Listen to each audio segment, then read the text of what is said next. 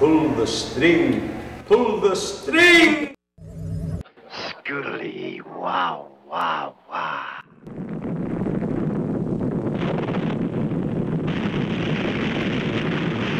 High area backstage.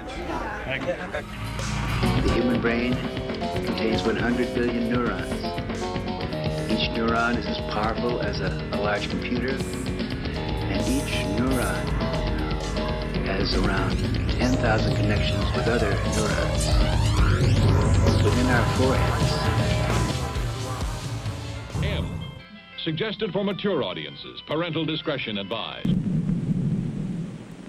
All these factors must be considered as we plan for the survival of our homes, our families, and our nation in the nuclear age.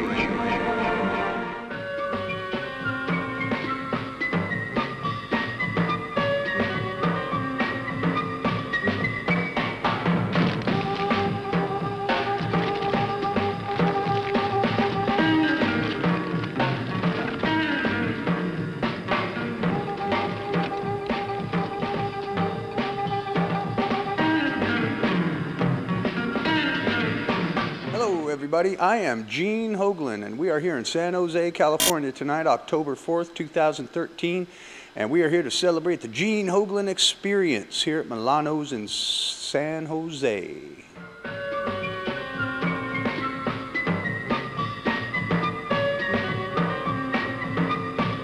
I was born in Dallas, Texas. I moved to California, Southern California, when I was 4 years old. I grew up in Los Angeles, outside of Los Angeles in Long Beach, California.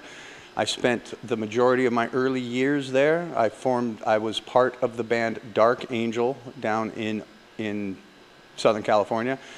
And after Dark Angel, I joined the band Death. I moved over to England. After Death, I joined the band Strapping Young Lad. I played with Testament, and I've been with just about 1 billion bands since then.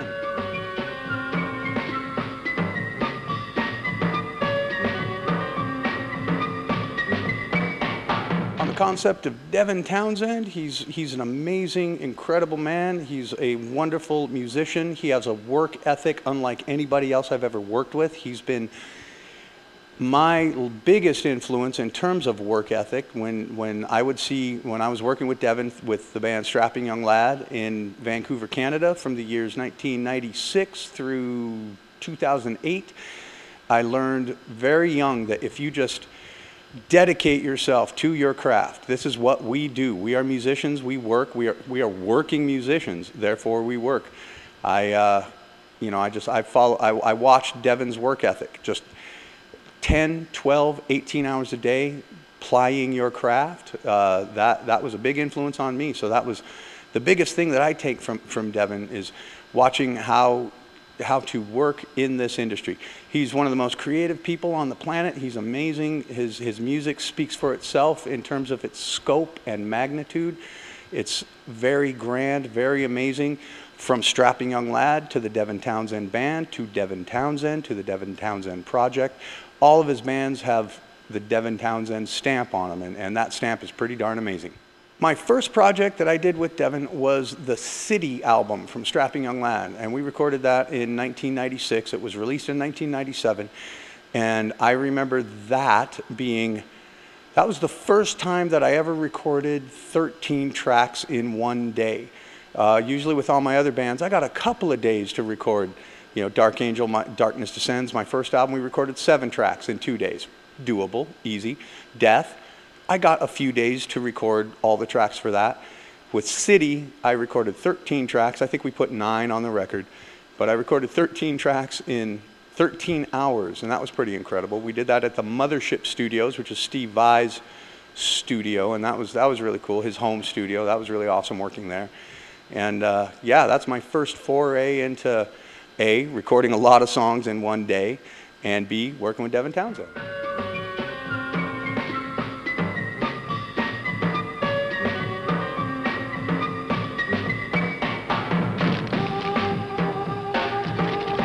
Working with Brendan Small on the Dethklok projects has been really incredible as well. Brendan is such a creative person. He's right up there with Devin in terms of creativity and awesomeness, and he's got a great personality. He's awesome to work with. Very mellow, very, very cool guy. You know, it's really cool working with him and bringing a little bit of what I do to his flavor. That just kind of makes Dethklok be a really mighty force. You know, I mean, there are some people out there that go, man, it's just a cartoon band, but you know, it's not. You know, you got some of the most mighty musicians in the world playing this. That's not cartoonish. You know, it's funny, but it ain't no joke. You know, and that's what Dethklok is. You know, it's great metal. For any of the people out there that don't care to follow it or don't care to follow the show or the music just by the fact of its popularity, I understand that. I get that. You know, I was the same way. When something was popular, I hated it. But this is popular, but it's okay to like it because it's damn cool.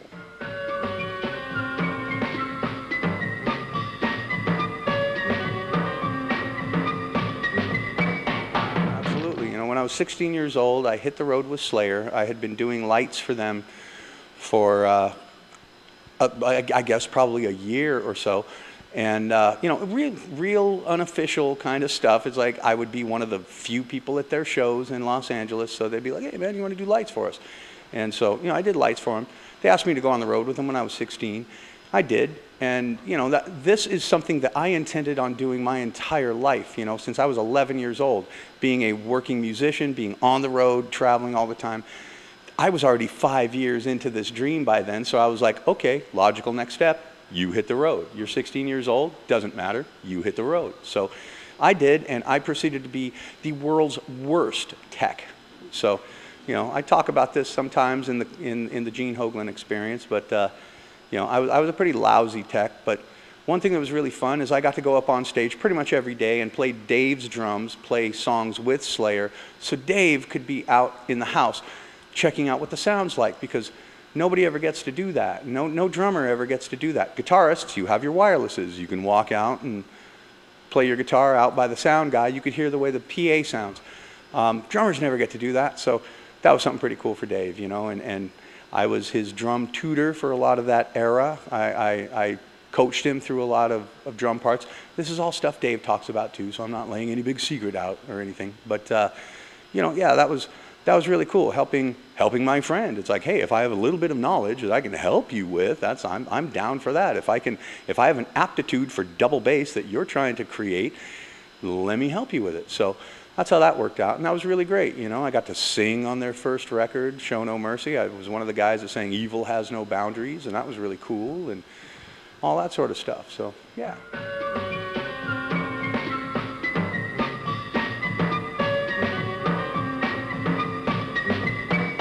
Kiss was my first, you know, first step into like hard rock, and you know, I was always into rock. I was always into everything that was, I guess, heavy for its day. But Kiss was the thing that made me have the laser-like focus of like, yes, this is what I want to do. And you know, I am of the age that many people my age are the exact same way. They you know, Kiss was their first band. Led Zeppelin, Pink Floyd for a lot of people, but Kiss was it for me. And I tell you, when I got into Rush, when I was, you know, not much older, you know, I was like 8 when I got into Kiss. I was probably like 10 when I got into Rush. Neil Peart was the guy that also made me think, okay, this is extremely what I want to do. And by the time I was 11, I was already announcing to my folks, hey, Mom, Dad, I'm going to go be a rock and roller. I'm going to go play drums for a living. And they're like, yeah, whatever, kid, just, you know, go to college, you know. And so I decided to go to the School of Hard Knocks instead.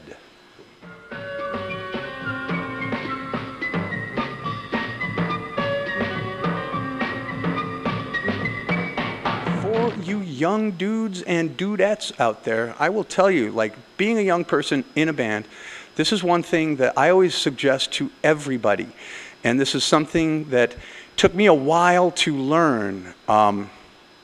And that is, if you're going to be in a band with somebody, yes, your band is your family, your team and stuff. It doesn't have, it's not necessary to surround yourself with the best players in town.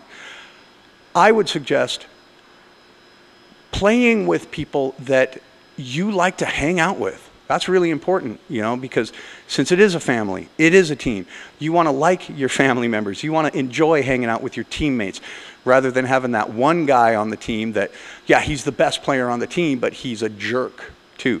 That ain't cool. That's not fun. So, you know, find people that you enjoy hanging out with, because chances are your very first band, it might not be the band that takes you all the way to the heights, but if you keep that in mind as you get older and you play with other people, say you're young, say you're 20 years old or 21 or something, you've been in a couple of bands already. If your guitarist is not the best guitarist in town, but he's a really cool guy, that's awesome. I think that's more important than him being the best guitarist in town, because you're 20. Everybody's going to improve. Everybody's going to get better at their instrument as you get older.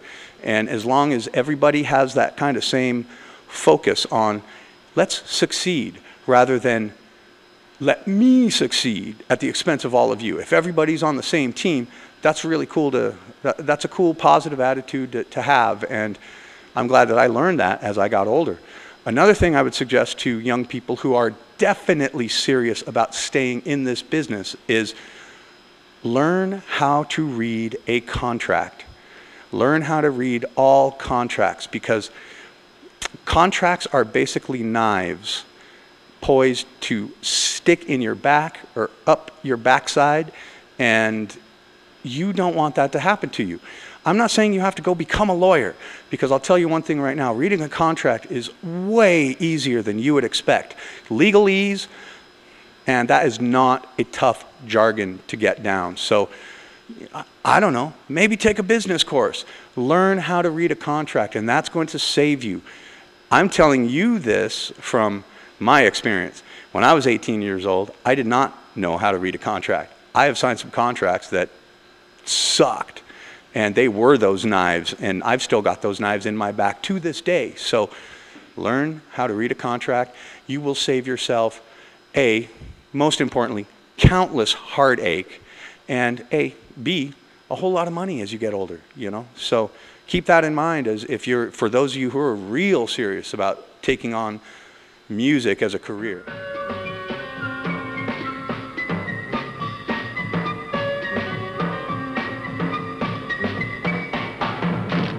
I am currently in the final stages of completing my second DVD. It is called The Atomic Clock, The Clock Strikes II.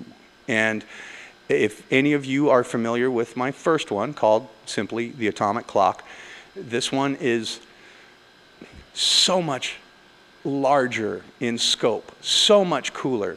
The first one was great. It was really fun. I like having fun. It was enjoyable to watch. I tried to make something that not only drummers can enjoy, but non-drummers, non-musicians, you know, just fans. I've had a lot of people buy the first one that said, look, I'm not a drummer, but I've always liked what you've had to say, so here's a chance to get you on a mic. I enjoyed it. That was 2 hours well spent. That's really awesome. So the next DVD, The Clock Strikes II, is going to be all of that and more, way better production values on this, way sharper, way cooler, and I also have what is known as licenses on this next one, meaning I get to play songs from albums that I recorded, from popular bands, from cool bands, bands you know, and a few of my not so well-known bands, but there are some bands that you like, some albums that you enjoy, I'm going to be playing songs off of, so that's super cool. And so by the end of this year, 2013, I hope to have it released. We're looking like that's a go so far, unless something goes tragically wrong. It's going to be out before Christmas, so keep your eyes open for that, and keep paying attention to HoglanIndustries.com, because that's where you get the latest news on all things Gene, so keep your eyes open for all of that.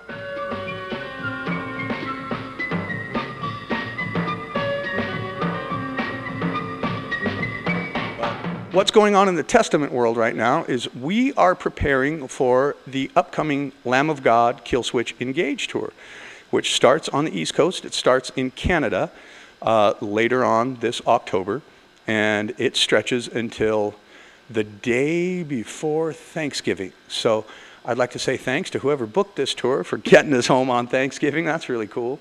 But yeah, it's going to be a great tour. Lamb of God, Testament, Killswitch Engage. How cool is that? I believe Huntress is the opening act. That's going to be a great night of hard-hitting, loud music for you. So I have a feeling a whole ton of the shows are already sold out. But hey, man, if they're not sold out, come on down and you'll see a night of great metal music. Absolutely.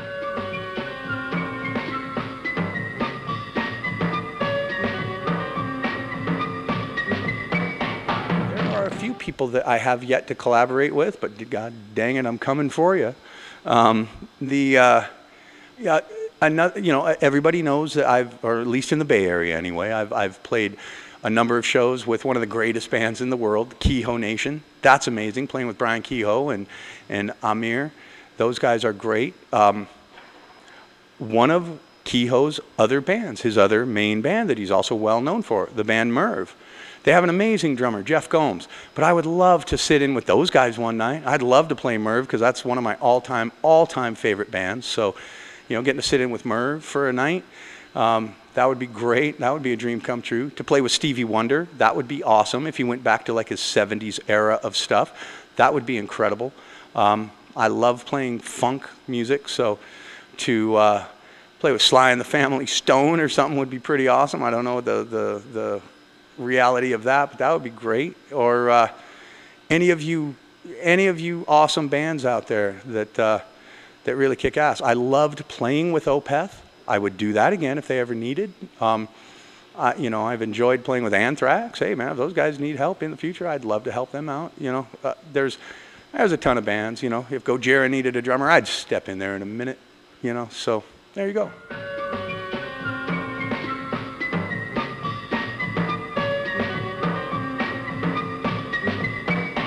I have been asked about technique for pedal speed improvement, how to make your feet quicker. And I tell you, this is one thing that I preach all the time. I preach in these Gene Hoglan experiences. I preach in interviews with Modern Drummer or anything. That I talk all the time about using leg weights.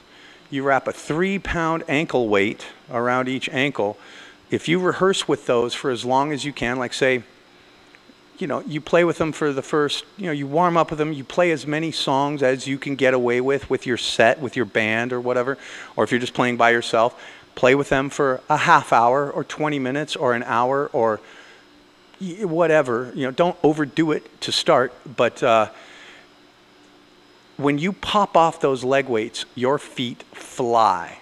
I know it seems like you're making things harder on yourself for using leg weights, but in the long run, it makes your feet lighter. It makes your ankles stronger.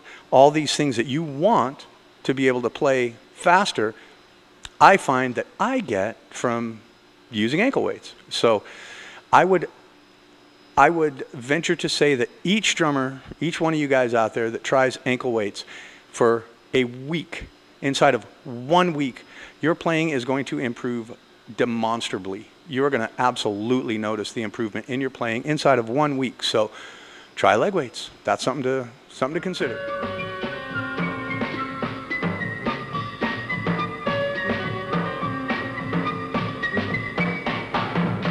All right, everybody, it's been really cool talking to you. Thanks for paying attention. I want to let you know again that keep paying attention to HoglanIndustries.com. That's going to tell you what's going on in my world, or my Facebook page. That's really well established, and all the Twitter stuff. Again, I have The Clock Strikes 2 DVD coming out really soon. Pay attention to that. If you see any of these Gene Hoglan experiences coming to your town, come on out for this thing, because this thing is really an amazing night. And I know I'm patting myself on the back there, but this is a really fun, awesome, killer night that is so interactive, so engaging. I guarantee you, you're going to enjoy this. It's going to be something like you've never seen because it's never been done before. So come on out, experience the experience, and you will definitely leave with a smile on your face. So You've been watching myself, Gene Hoglan, and I've been coming to you here on Bay Area Backstage. So thanks for checking it out, and we'll see you guys on the road real soon.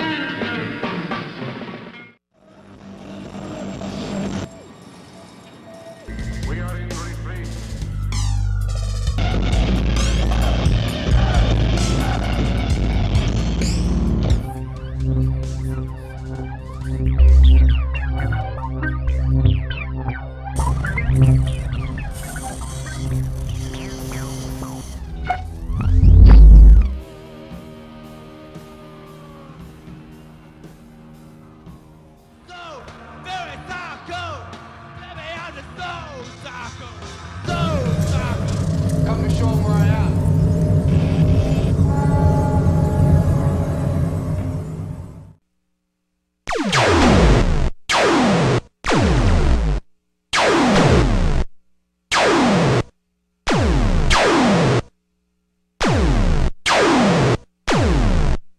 Destroy the humanoid. Intruder alert, intruder alert. Intruder monarchy.